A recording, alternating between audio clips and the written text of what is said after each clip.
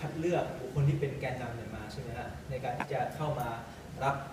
อบรมตรงนี้แล้วก็หัวข้อเนี่ยถือว่าเป็นความสำคัญสำหรับบรรดาผู้ศรัทธาอย่างมากที่อย่างที่ได้เกริ่นไปแล้วนะครับว่าอย่างคนที่เขากำลังปราศัยอยู่ขณะนี้เนี่ยมันย่อมบ่งบอกเราได้อย่างชัดเจนว่าบ่งบอกถึงความสำคัญในการพูดบาใช่ไหมครับในการปราศัยในการดึงดูดผู้คนนะครับประการที่2ก็คือก็เป็นการจะเป็นนัสซีฮัตด้วยกันนะครับว่าอาจจะมากันเลทนิดหนึ่งแต่ก็ถือว่าทำดีแล้วนะครับได้เริ่มเดินไปประมาณครึ่งชั่วโมงนะก็ไม่เป็นไรในโอกาสข้างหน้าเนี่ยก็ขอให้จะเป็นกิจกรรมใดก็ตามแต่ไม่จำเป็นต้องเป็นเรื่องนี้ไม่จำเป็นต้องเกี่ยวกับบังนะฮะหมายถึงว่ากิจกรรมที่เราจะรวมตัวกันเนี่ยก็พยายามที่จะดูเวลาที่เหมาะสมนะครับประการต่อมาประการที่3นี่ก็คือจะเข้าสู่เนื้อเรื่องที่เราจะทำการพูดคุยนี่ก็คือทักษะในการพูดต่อหน้าสาธารณชนนะครับก็คือมุสลิมเราตรงนี้เนี่ยทำเลยละเรามีหลักการที่มาจากอัลลอฮฺซุบฮานะฮูวะตะอาลาเนี่ยดีมากเลยหนึ่งในนั้นก็คือบัญญัติที่อัลลอฮฺเนี่ยให้กับบรรดานบีทั้งหลายในการที่จะมาพูดคุยกับผู้คนตรงนี้เนี่ยพวกเราเนี่ยได้เปรียบมากพวกเราทุกคนเนี่ยน้องๆที่จัดมาตรงนี้ที่บอกว่าเป็นการจัดที่ดีมากไม่ค่อยเห็นใครจัดเท่าไหร่และบางทราบมาว่าชมรมนักศึกษาจุฬาชมรมนักศึกษามุสลิมจุฬาลงกรณ์เนี่ยเขาให้ความสำคัญกับตรงนี้เนี่ยมากซึ่งบางทีคนอื่นเขาอาจจะให้ความสำคัญแต่ว่ามันไม่ค่อยเยอะเท่าไหร่ซึ่งการให้ความสำคัญตรงนี้เนี่ยมันไปสอดคล้องมันไปตรงกับใครตรงกับที่อัลลอฮฺซุบฮานะฮูวะตะอาลาให้ความสำคัญอยากจะถามเด็กคนเป็นน้องๆเลยนะอยากจะถามน้องๆว่าที่อัลลอฮฺให้ความสำคัญกับการพูดตบะเนี่ยหรือการปราศัยเนี่ยพอจะยกตัวอย่างได้ไหม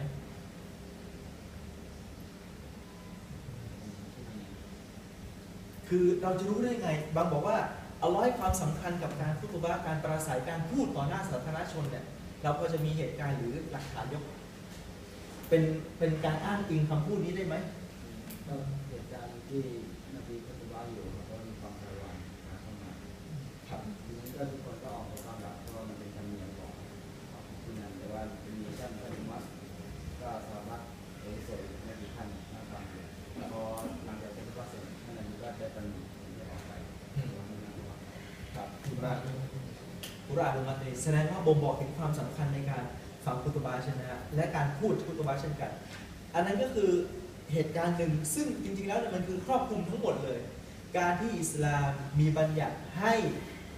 ละหมาดวันศุกร์จำเป็นสำหรับผู้ชายทุกคนไหม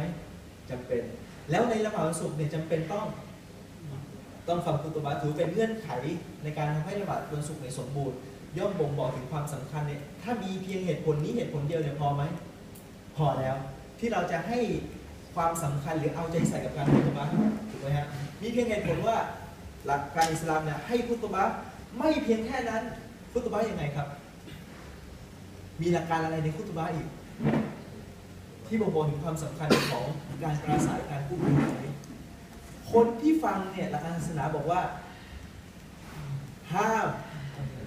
พูดคุยแม้แต่เพียงไม่สนใจการเขี่ยผมเล่น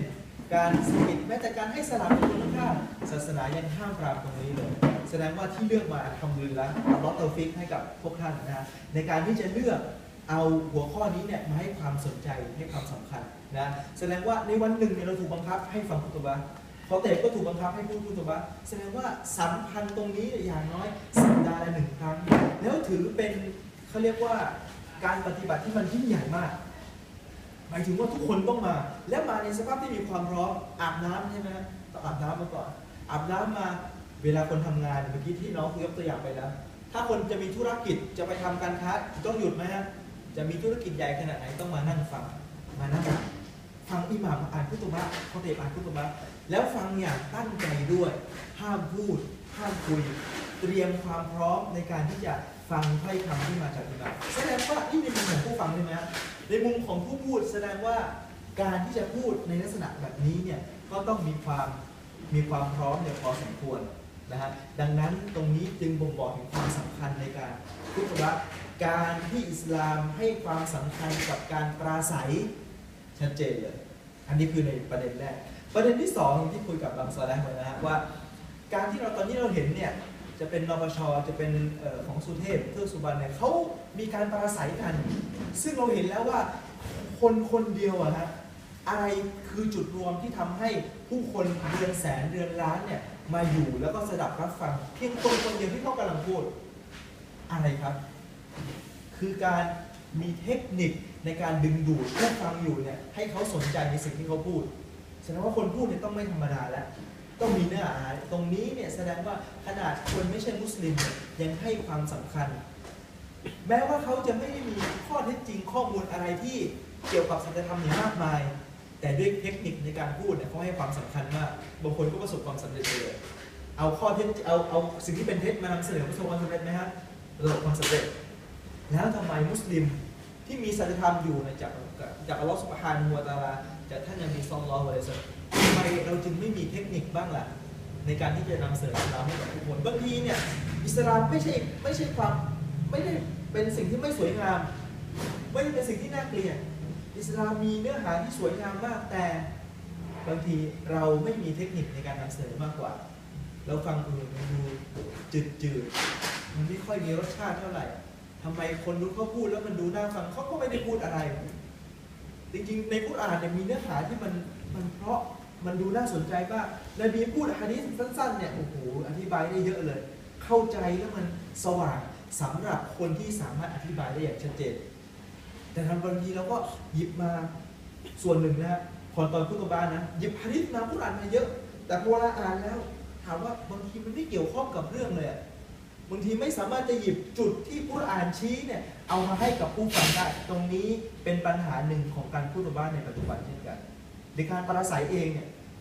ไม่ใช่ การคุตบะที่ดีคนที่สามารถหยิบยกหลักฐานได้เยอะแต่ไม่สามารถชี้ได้ว่ากุรอานตรงนี้เนี่ยบอกอย่างไรตรงนี้เนี่ยสำคัญเพราะว่าหยิบกุรอานมามันเกี่ยวข้องกันยังไงอาจจะเกี่ยวข้องแต่แบบผิวเผินไม่เพียงพอเพราะกุรอานเองเนี่ยกุรอานเป็นคัมภีร์เป็นคำสอนที่ลึกซึ้งมากบอกอะไรบางอย่างมันลึกซึ้งถ้าเราพิจารณาโอ้โหอยู่ยิ่งอยากที่จะคือเข้าใจแล้วมันสว่างมันรู้สึกอิ่มเอมจิตใจดังนั้นเนี่ยเราก็ต้องรู้จักทักษะหรือว่าเทคนิคในการที่จะเข้าใจในกุรอานด้วยหยิบขึ้นมาแล้วก็เอามานำเสนอใช่เลยสิ่งที่อัลลอฮฺซุบฮานะฮูวะตะอาลาบอกตรงนี้นะครับดังนั้นเนี่ยความสำคัญเราทราบไปทีนี้อยากที่จะ ข้ามไปนิดนึงก็คือตัวนิยามหรือว่าศาสตร์ตรงนี้เนี่ยความรู้ตรงนี้เนี่ยว่าเกี่ยวกับการคุตบะห์หรือการปราศัยตรงนี้เนี่ยมันมีนิยามอยู่เล็กน้อยนะฮะจะเขียนเป็นภาษาอาหรับก็เลยจะแปลให้นะฮะนิยามการคิตอบะห์หรือการปราศัยตรงนี้มีอยู่ว่ามันเป็นอุซูลวะกะวาอิดมันเป็นพื้นฐานเป็นกฎเป็นเกณฑ์ที่จะตุรชิดูอินซานที่จะชี้นำผู้คนไปสู่กีฬาฟันนิมูคอสบะไปสู่ศิลปะ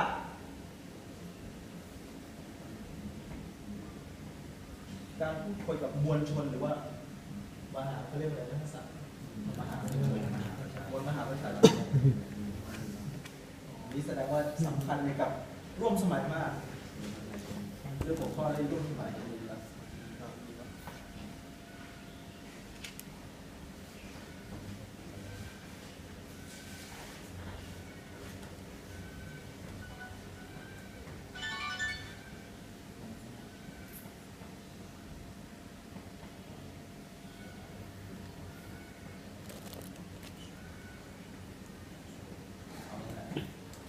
ตรงนี้คือนิยามนะฮะเดี๋ยวจะลบนะก็คืออุซูลนิยามของเรื่องนี้นะบอกว่าคือตรงนี้ก็คือกฎเกณฑ์หลักการที่จะชี้แนะหมายถึงกลุ่มกฎเกณฑ์กลุ่มหลักการนะที่จะชี้แนะคนหมายถึงว่าคอเตมหรือว่าคนที่ปราศัยเนี่ยให้รู้จักกีฬาชี้อะไรฟันนิมุคอกอบาติลจามาฮีให้รู้จักศิลปะในการพูดคุยสนทนาปราศัยกับ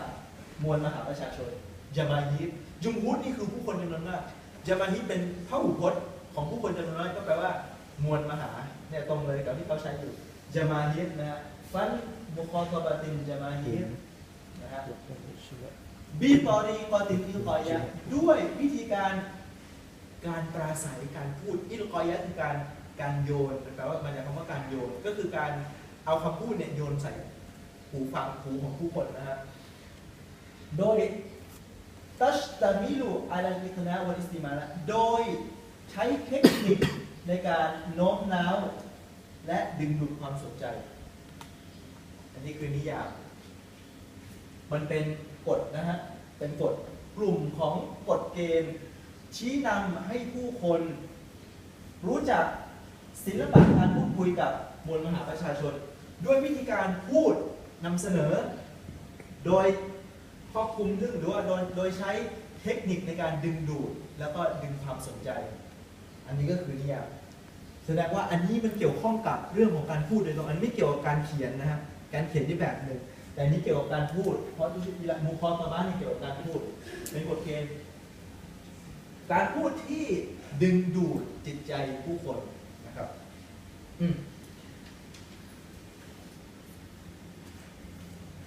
การได้แล้วครับนิยามเข้าใจแล้วนะการพูดคุยหรือการปราศัยเนี่ยสิ่งที่ควรคำนึงในทุกการปราศัยหรือแม้แต่ในบนมิมบัตเองก็ตามแต่เนี่ยสิ่งที่ควรคำนึงเนี่ยมี2ประการพูดคุยสิ่งที่ต้องคำนึงเนี่ยมี2อย่าง1คือเตรียมหรือว่าอิอาดะมีพูดคุย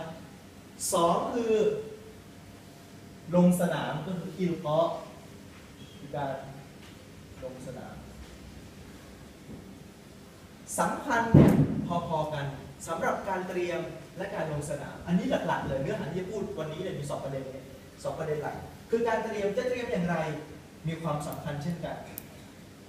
พอเราลงสนามเราลงสนามอย่างไรบางทีคนที่อาจจะไม่มีประสบการณ์ช่วงจะลงสนามเนี่ยหากเตรียมมาอย่างดีมีการฝึกฝนผ่านการฝึกฝนมาเนี่ยจะช่วยให้สามารถลงสนามได้ดีคนที่ผ่านการลงสนามมามากในบางครั้งมันจะช่วยให้เราสามารถเตรียมได้ดีเช่นกันมันจะช่วยซึ่งกันและกันนะครับเราจะพูดถึงประเด็นแรกก็คือประเด็นการเตรียมนะฮะการเตรียมพุทธวจนะเนี่ยมีความสำคัญแบ่งย่อยออกเป็นทั้งหมด4ประเด็นการเตรียม1เตรียมในเรื่องของอะไรประเด็นแรกพุทธวจนะสิ่งสำคัญที่ต้องมีคือเนื้อหาเลยหัวข้อก็คือเตรียมหัวข้อเลือกประเด็นแรกคือเลือกหัวข้อสำคัญมากในการที่จะเลือกหัวข้อจะมีรายละเอียดต่อไปนะครับหากเลือกหัวข้อได้ไม่ดีไม่น่าสนใจผู้ฟังก็อาจจะไม่ค่อยสนใจก็ได้แต่เลือกหัวข้อที่มันเหมาะสมมันจะมีว่ามันมีเทคนิคในการที่เลือกหัวข้ออย่างไรบ้างนะครับ2ก็คือการเรียบเรียงประเด็นหรือว่ารวบรวมประเด็นจะเห็นภาพแล้วนะฮะเลือกหัวข้อ1 2รวบรวมประเด็นหัวข้อนี้เนี่ยมีประเด็นใดบ้างที่เราสามารถที่จะพูดได้1 2 3 4 5ถ้าคนไม่ยอมเลือกหัวข้อเนี่ยปัญหาของคนคืออะไรรู้ไหมครับเวลาพูดบาเนี่ยเราอาจจะเห็นในบางมัสยิดนะฮะอันนี้ก็ไม่ได้ตำหนิแต่ว่าเป็นตัวอย่างที่เราศึกษาเอามาศึกษาเป็นบทเรียนแล้วว่าบางมัสยิดเขาพูดดีนะฮะแต่ว่าเราไม่รู้เขาพูดเรื่องอะไรพอกลับไปแล้วเนี่ยเหมือนกับเราไม่รู้มันกลับไปก็มันก็หลายอย่างมันก็ไม่รู้ว่าไม่สามารถสรุปเป็นบทว่าเขาพูดเรื่องอะไรเราตอบตัวเองไม่ได้บางทีคนพูดเขาก็ตอบตัวเองไม่ได้เหมือนกันดังนั้นเนี่ยการเลือกหัวข้อเนี่ยสำคัญพอเลือกหัวข้อเสร็จแล้วเนี่ยประเด็นเนี่ยที่เราจะรวบรวมประเด็นเนี่ยนะฮะมันก็ต้องตอบกับหัวข้อหมายถึงประเด็นมันจะออกไปไกลมากสมมุติว่าเราพูดนะพูดเกี่ยวกับเรื่องของการทำความดีต่อพ่อแม่พอเรามาพูดถึงการทำความดีต่อพ่อแม่แล้วเนี่ยพอเราก็ยกตัวอย่างว่าอินจาฮะดะกะอาลาอันตุชริกะบีหากว่าทั้งสองเนี่ยบังคับให้ตั้งภาคีต่อแล้วโดยที่ท่านไม่มีความรู้พออธิบายไปแล้วเนี่ยเราก็บอกการตั้งภาคีมันไม่ดีนะแบบนั้นแบบนี้นะเราก็ลงไปเรื่องการตั้งภาคีเนี่ยเหมือนกับทุกบ้านเรื่องการตั้งภาคีไปเลยพอการตั้งภาคีมาพูดเรื่องการตั้งภาคีแล้วเนี่ยส่วนหนึ่งจากการตั้งภาคีมันคือแบบนั้นแบบนี้นะคือการที่ไปอิบาดะห์ต่อกูโบนะแล้วก็เอาพูดเรื่องกูโบเดี๋ยวนี้คน คนไปอิบาดะห์เรื่องกูโบเนี่ยเยอะแยะมากมายเลยใช่ไหมพอพูดเรื่องกูโบเสร็จตอนนี้เนี่ยพวกเราเนี่ยไม่ค่อยนึกถึงความตายเท่าไหร่เราก็ไปนู้นอีกมันก็จะไปแบบไม่มีเขาเรียกว่าไม่มีทิศไม่มีแผนที่อันนี้เนี่ยเป็นข้อตำหนินะฮะถึงแม้ว่าจะพูดดีมันน่าสนใจทุกเรื่องเลย แต่มันสุดท้ายแล้วมันไม่รู้ว่ากำลังพูดเรื่องอะไรอยู่ดังนั้นประเด็นเนี่ยมันก็ต้องสอดคล้องว่าการรวบรวมประเด็นก็ต้องสอดคล้องกับสิ่งที่เรากำลังพูดอยู่สามคืออันนี้ก็มีความสำคัญสำหรับมันจะเป็นสำหรับการพูดตัวนะฮะการเตรียมหลักฐาน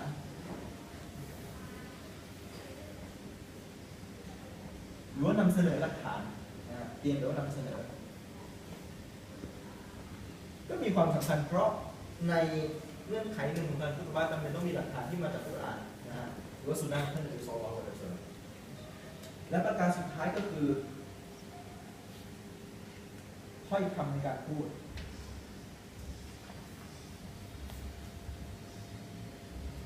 ก็จะเป็นประเด็นมี4ประเด็นนะฮะนี่อยู่ในขั้นตอนการเตรียมก่อนคุตบะห์นี่คือก่อนจะขึ้นหินบันจะเห็นภาพชัดนะฮะมี4ประเด็นตรงนี้เราจะมาอยู่ที่ประเด็นแรกก่อนนะจดเสร็จเรียบร้อยนะครับจะเข้าที่ประเด็นแรกคือการเลือกหัวข้อเนี่ยมีความสำคัญมากเพราะหัวข้อยิ่งดึงดูดยิ่งน่าสนใจเนี่ยจะทำให้ผู้ฟังเนี่ยเขาติดตามแล้วก็รับฟังเราเนี่ยตลอดการคุตบะห์ของเรานะครับหัวข้อสิ่งที่ต้องคำนึงประการแรกคืออะไรครับให้คำนึงถึงระดับความรู้ของผู้ฟังคำนึงถึงระดับความรู้ของผู้ฟังนี่สำคัญนะสำคัญว่าหากเราไปพูดท่านอาลีอิบนุอะบีฏอลิบรอฎิยัลลอฮุอันฮุได้บอกว่าฮัดดิซุนนัสบิมายะอาริฟูนจงพูดกับผู้คนในสิ่งที่เขารู้กันอะตุฮิบบูนะอันยุกัซซับัลลอฮุวะรอซูลุพวกท่านเนี่ยชอบดอกหรือที่จะให้ผู้คนเขาปฏิเสธอัลลอฮ์และรอซูลของพระองค์อาลีฟังทีนะฮะอาลีอิบนุอะบีฏอลิบบอกว่าจงพูดกับผู้คนบิมายะอาริฟูนในสิ่งที่พวกเขาเนี่ยรู้กันไม่ได้เป็นสิ่งที่แปลกใหม่ไม่ได้เป็นสิ่งที่เอาแบบเรื่องแปลกๆมาพูด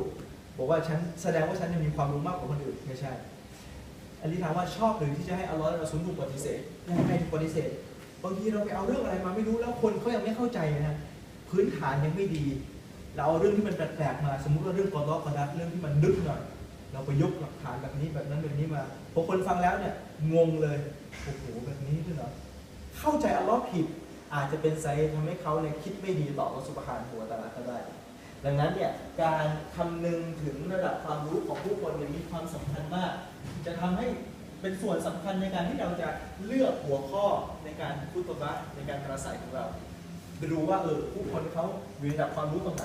คลิปอับดุลลอฮ์อิบนุมัสอูดก็กล่าวไว้ทำนองนี้เช่นกันบอกว่าท่านเนี่ยจะไม่พูดประโยคหนึ่งคำพูดใด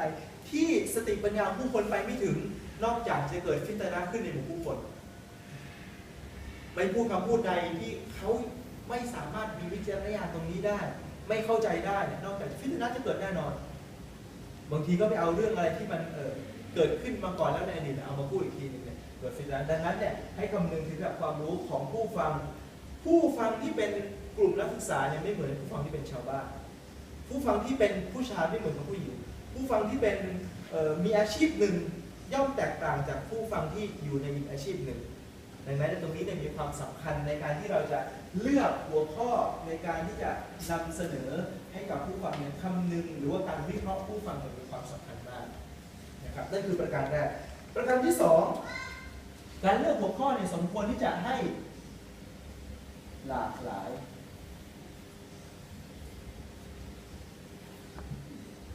การเลือกหัวข้อสมควรที่จะให้หลากหลายอันนี้ก็คือมันจะยาวหน่อยก็เป็นผู้ฟังเดี๋ยวก่อน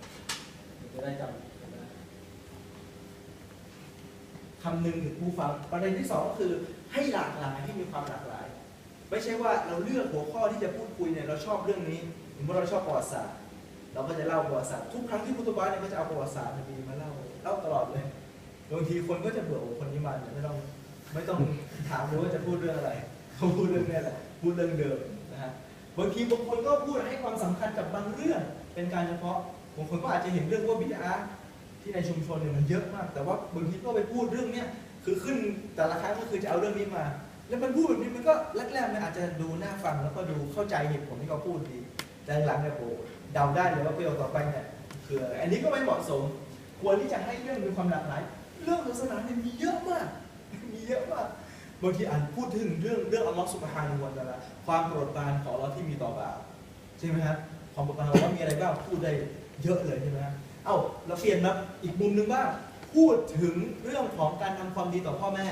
ได้ไหมฮะเปลี่ยนไปมุมบ้างความสำคัญของการศึกษาความรู้เปลี่ยนไปมุมบ้างการที่ไปละหมาดญะมาอะห์ที่มัสยิดเปลี่ยนไปมุมบ้างมีเรื่องให้พูดเนี่ยมากมายเลยปัญหาอิสลามกับการเมืองตอนนี้เราจะพูดคุยเนี่ยเราสามารถมีส่วนร่วมยังไงบ้างกับการเมืองตรงนี้เราก็สามารถที่จะพูดได้หัวข้อในหลากหลายมากดังนั้นเนี่ยอย่าเจาะจงเฉพาะเรื่องหนึ่งบางทีก็อาจจะเอาตัฟซีรก็ได้เดี๋ยวเราดูตัฟซีรสุเราะห์กุลฮุวัลลอฮุอะฮัดเอาตัฟซีรมาเราไปอ่านมาแล้วก็นำเสนอมันก็เป็นรูปแบบหนึ่งบางทีก็เอาหะดีษบทหนึ่งเนี่ยมานำเสนอก็ได้บางทีก็เอาประวัติศาสตร์มานำเสนอให้มีความหลากหลายรูปแบบนะฮะนั่นคือในการเลือกประการที่ 4คือหลีกเลี่ยง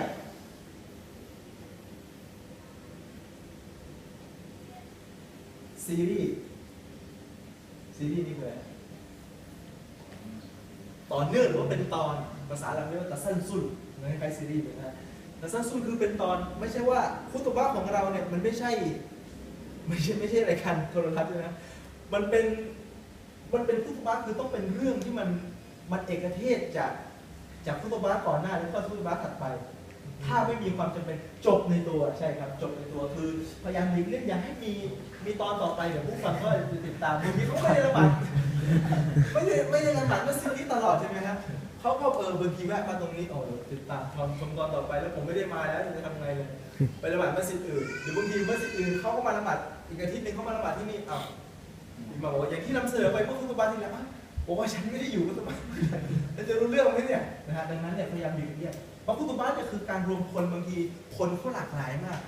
ถ้าเป็นการเอาตอนมาเนี่ยเขาไม่สามารถติดตามได้ช่วงเขาไม่ได้ลงติดตาม YouTube ก็ไม่ได้ใช่ไหมครับดังนั้นเนี่ยพยายามที่จะให้จบในตอนเดียวอย่าพยายามให้เป็นซีรีส์นะครับแล้วก็ประการสุดท้ายก็คือสิ่งสำคัญนะฮะก็คือร่วมสมัยหัวข้อตรงนี้ก็สำคัญเพราะบางทีเราก็ไปอ่านหนังสือมาการอ่านหนังสือไม่ใช่ว่าทุกสิ่งที่อยู่ในหนังสือเนี่ยเอามาเสนอได้ตลอดยกเว้นจะมีบทเรียนบางทีเราเอาเรื่องเก่าๆมาก่อนที่เกิดขึ้นสมมติปัญหาที่เกิดขึ้นระหว่างคนในสมัยก่อนปัญหาบิดานะที่เราเห็นว่ามันเกิดขึ้นพวกนั้นพวกนี้กลุ่มนั้นกลุ่มนี้เกิดขึ้นมากมายเลยในสมัยของอิบนุตัยมียะห์เราก็เห็นว่าโอ้โหอิบนุตัยมียะห์ต่อสู้อย่างดุเดือดมากถ้าเราก็หยิบตรงนั้นนี่พวกนี้อิบนุตัยมียะห์ตอบโต้พวกนั้นก็ตอบโต้อิบนุตัยมียะห์แบบนี้สุดท้ายแล้วเนี่ยเป็นยังไงแล้วถูกจับขังคุกเราเล่าเรื่องราวแบบนี้โดยที่เราเห็นนำเสนอปัญหาขึ้นมาแล้วเราก็ตอบโต้ปัญหาตรงนี้เนี่ยโดยที่ผู้คนเนี่ยเขาอยู่ในคนละโลกเลยตอนนี้ปัญหาของผู้คนเนี่ยไม่ได้ปัญหาเหมือนกับสมัยนู้นแล้วแต่ว่ายังเอาเรื่องนั้นมาเอามากล่าวตรงนี้เนี่ยอันนี้ไม่ถือว่าเป็นการเลือกหัวข้อที่ดียกเว้นจะหยิบเอาประวัติศาสตร์ของคนสมัยก่อนเนี่ยเอามาแล้วก็บอกว่าบทเรียนที่ได้เนี่ยตรงนี้นะอันนี้เนี่ยไม่เป็นไรถือว่าดี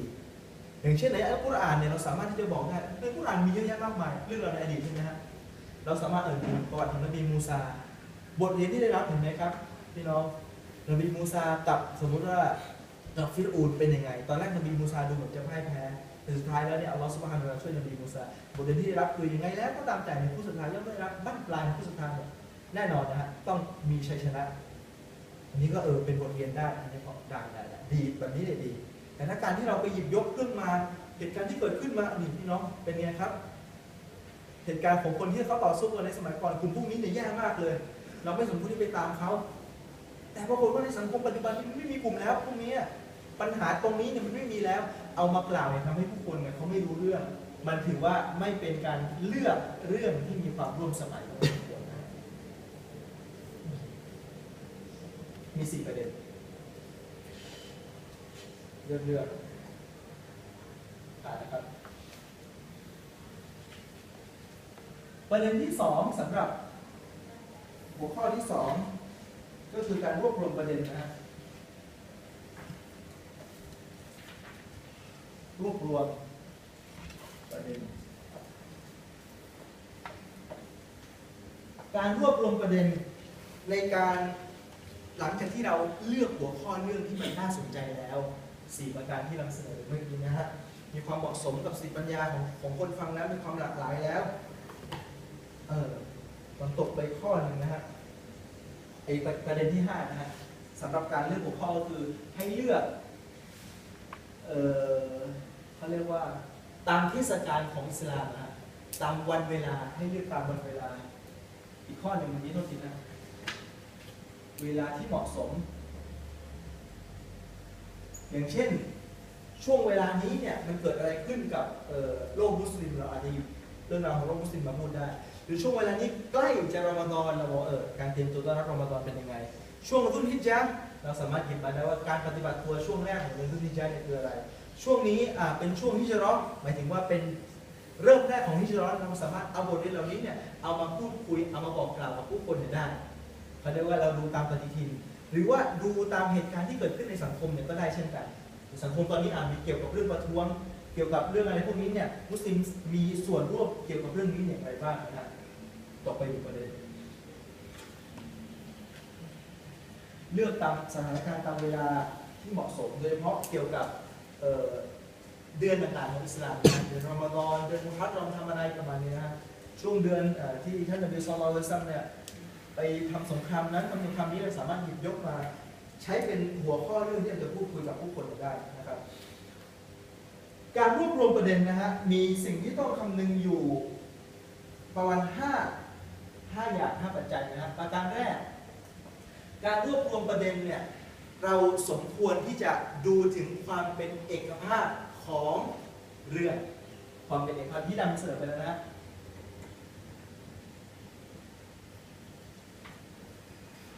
ความเป็นเอกภาพของหัวข้อที่นำเสนอไปข้างต้นนะว่าการรวบรวมประเด็นตรงนี้เนี่ยมันขึ้นอยู่กับอะไรขึ้นอยู่กับอะไรครับน้องชื่ออะไรนะมารู้ประเด็นนี้ขึ้นอยู่กับอะไรครับ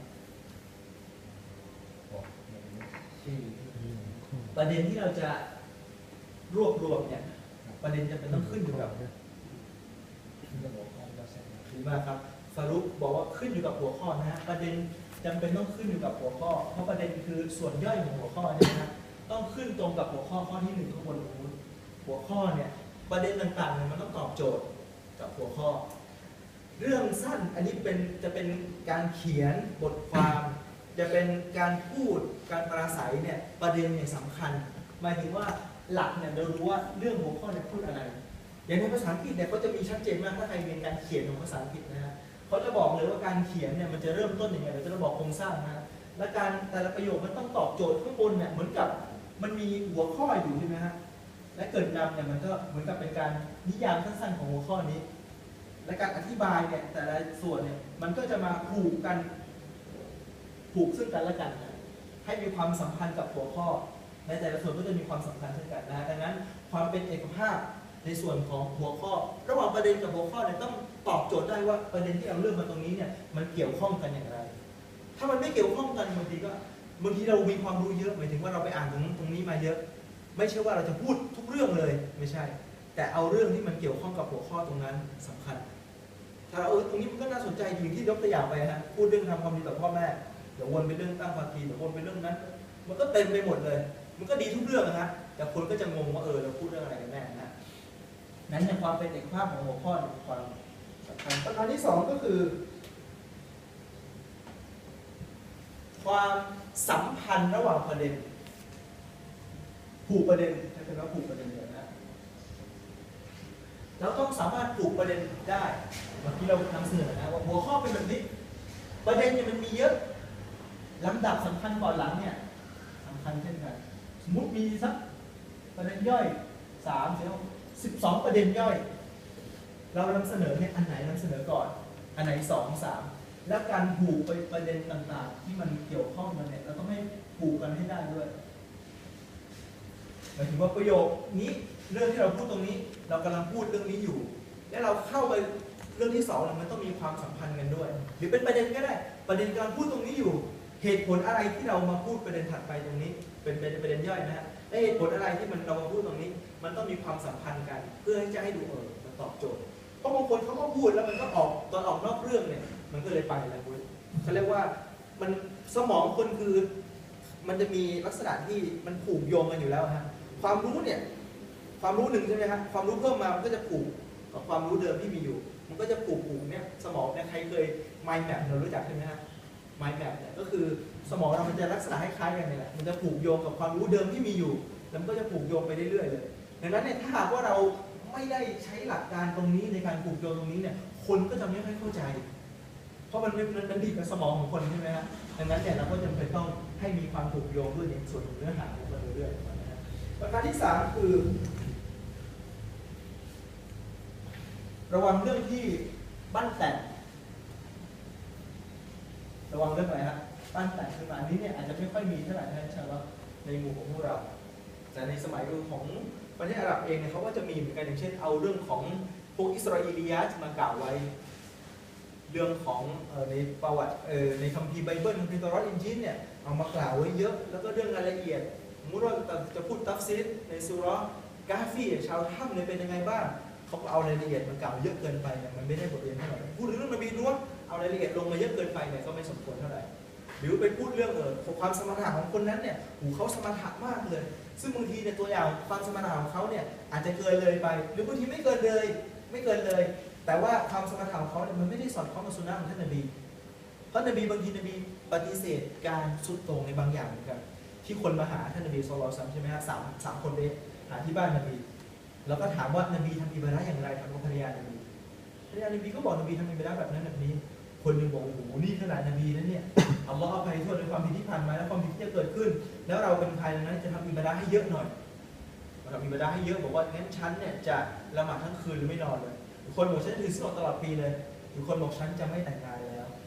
นบีพอได้ยินเรื่องนี้บอกว่านี่สุดโต่งแล้วนบีว่าขึ้นปราศรัยเลยนบีขึ้นคุตบะห์เลยหาโอกาสนะฮะนบีขึ้นคุตบะห์บอกว่าทุกคนทั้งหลายอะไรกันที่กลุ่มชนแบบกลุ่มนั้นนบีไม่ได้เอ่ยชื่อนะจะมากล่าวกันแบบนั้นแบบนี้มันไม่สมควรเลยทั้งที่ฉันเป็นคนที่ยำเกรงที่สุดกลัวต่ออัลเลาะห์มากที่สุดแต่ฉันละหมาดและฉันก็นอนถือศีลอดแล้วก็มีวันที่ละศีลอดและฉันก็แต่งงานกับผู้หญิงด้วยดังนั้นใครที่รังเกียจสุนนะของฉันก็ไม่ใช่ผู้ของฉันแสดงว่านบีศ็อลลัลลอฮุอะลัยฮิวะซัลลัมเนี่ยปฏิเสธเรื่องที่มันเกินไปการกระทำที่มันเกินไปบางทีให้ระวังว่าการที่เราไปหยิบเอาเรื่องราวของคนสมัยก่อนมาในบางทีมุมของเขาเนี่ยมันอาจจะเกินไปมันไม่ได้สอดคล้องกับสุนนะของท่านนบีก็ให้ระวังการหยิบยกเรื่องราวแบบนี้ขึ้นมาอาจจะเป็นปั้นแต่งหรือไม่ได้ปั้นแต่งแต่มันเกินส่วนที่เป็นหลักการของอัลเลาะห์ซุบฮานะฮูวะตะอาลาก็ไม่สมควรนะครับเพราะแบบฉบับที่ดีที่สุดก็คือแบบฉบับของท่านนบีศ็อลลัลลอฮุอะลัยฮิวะซัลลัมประการที่4ก็คือให้มีความชัดเจนประเด็นแต่ละประเด็นเนี่ยให้มีความชัดเจนที่นำเสนอไปทั้งหมดเช่นกันนะการถูกประเด็นก็ส่วนหนึ่งจากความชัดเจนเหมือนกันให้มีความชัดเจนแล้วเราพูดอะไรยิ่งคมชัดเท่าไหร่เนี่ยมันทำให้คนฟังแล้วรู้สึกว่าเข้าใจแล้วก็น่าสนใจในสิ่งที่เราเสนอมากขึ้นและข้อสุดท้ายประการสุดท้ายก็คือชัดเจนแล้วข้อที่5คือครอบคลุ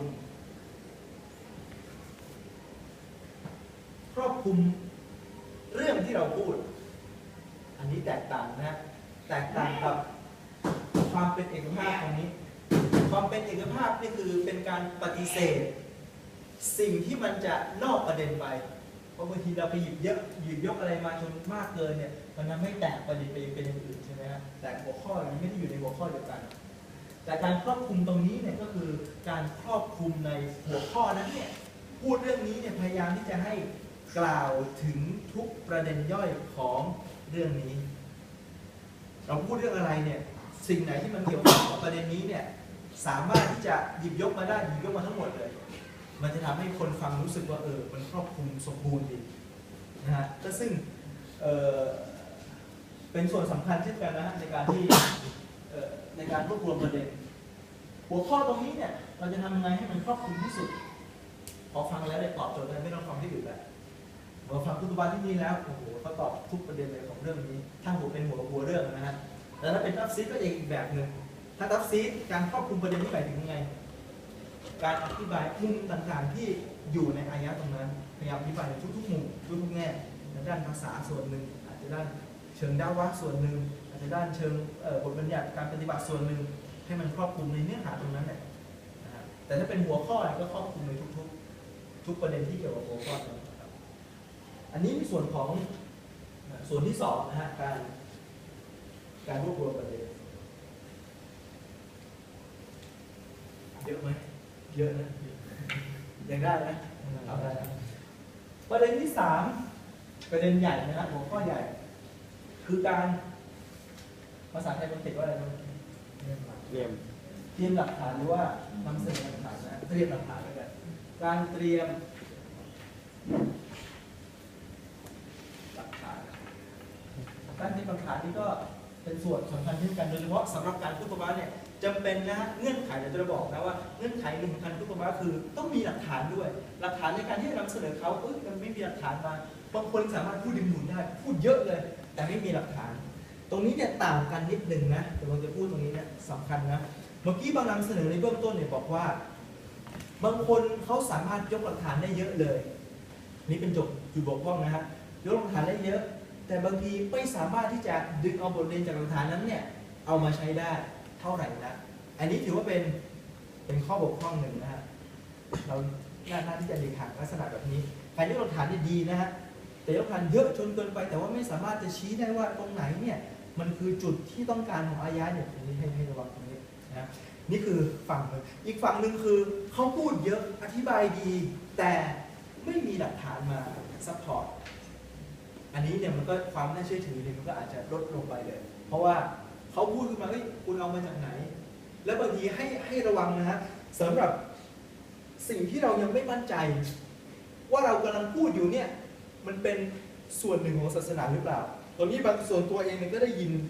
ค่อนข้างเยอะเหมือนกันอย่างเช่นการพูดบอกว่าทำแบบนี้แล้วเนี่ยอัลลอฮ์จะทำแบบนี้กับเขาไอ้นี้ให้ระวังเพราะบางทีเราเอาความรู้สึกของเราอุลามะเขาจะระวังว่าถ้าบอกว่าถ้าคุณทำแบบนี้อัลลอฮ์จะทำแบบนี้ถ้าบอกอัลลอฮ์จะทำแบบนี้นะแสดงว่าคุณก็ต้องมีหลักฐานมายืนยันว่าอัลลอฮ์ทำแบบนี้กับคุณหรือจะบอกว่าอัลลอฮ์รักแบบคนแบบนี้นะอัลลอฮ์แบบนี้บอกลักษณะของอัลลอฮ์เนี่ยเราก็ต้องมีหลักฐานมารองรับด้วยให้ระวังในการที่จะพูดก่อนที่เราจะรู้ข้อมูลตรงนี้เพราะสมมติเราบอกว่าอัลลอฮ์จะรักคนนั้นคนนี้ถึงแม้มันจะเป็นสิ่งที่มันดีแต่ถ้าไม่มีตัวบทหลักฐานที่มันมารองรับชัดเจนว่าอัลลอฮ์รักใช้คำว่ารักเนี่ยนะมันก็ต้องให้ระวังก่อนหรือบางทีมันเคยได้ยินนะฮะว่าเขาใช้คำพูดว่าเขาต้องการจะตักเตือนคนนะบอกว่าให้เอาวัดตัวต่ออัลลอฮ์นะพอทำวัดเสร็จแล้วเนี่ยอย่าทำให้อัลลอฮ์ผิดหวังนะอันนี้ฮะมันก็ดูโอเคใช่ไหมพอฟังก็อย่าทำให้อัลลอฮ์ผิดหวังแต่พอเวลาไปดูแล้วเนี่ยผิดหวังหมายถึงว่าอัลลอฮ์จะผิดหวังเหรอถ้าเราทำแบบนึงแบบใดมันเป็นคุณลักษณะหนึ่งของอัลลอฮ์ซึ่งมีรายงานหรือเปล่าที่บอกไว้ในกุรอานสุนัขท่านนบีบอกไว้หรือเปล่าและการที่เราพูดแบบนี้แสดงว่าเราบอกว่าอัลลอฮ์ผิดหวังจะผิดหวังเมื่อเราทำแบบนั้นแบบนี้ไม่ได้แล้วแต่บอกว่าอย่าทำให้อัลลอฮ์โกรธนะได้เพราะอัลลอฮ์จะโกรธสำหรับคนที่ฝ่าฝืนอัลลอฮ์ใช่ไหมฮะอันนี้เป็นได้แต่ว่าเขาผิดหวังเพราะผิดหวังคืออะไรฮะมันมีนิยามเหมือนกันผิดหวังนี่คืออะไรครับอิสลามการผิดหวังเนี่ยการผิดหวังก็คือคนคนหนึ่งเขาคาดหวังไว้กับอีกคนคนหนึ่งไว้อย่างนี้แต่ว่าคนคนนี้ไม่สามารถตอบโจทย์ของคนที่ตั้งต้องความหวังไว้ได้ใครสามารถบอกได้บ้างว่ามันมีลักษณะอะไรอยู่ในความหมายของคำว่าผิดหวังมีลักษณะอะไรอยู่ความแบบทำไม่สำเร็จอะไรมันเศร้าความเศร้าเสียใจฮะเสียใจมันมีลักษณะของอะไรอยู่ใครยังไม่ออกมาคำนั้นไม่พอใจของอะไรอยู่ผิดหวังไม่บรรลุวัตถุประสงค์ของอะไรนะไม่บรรลุวัตถุประสงค์ของความไม่รู้ผิดหวังเขาหวังแบบนี้แต่พอทำเนี่ยไม่ตรงกับที่เขาหวังแสดงว่าไงฮะไม่รู้จะเกิดผิดหวัง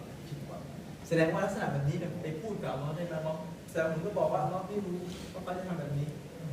ได้ไหมครับมันก็ดูว่ามันไม่ค่อยเหมาะสมเท่าไหร่นะฮะดังนั้นเนี่ยตรงนี้ให้มีความระวังว่าการที่เราจะ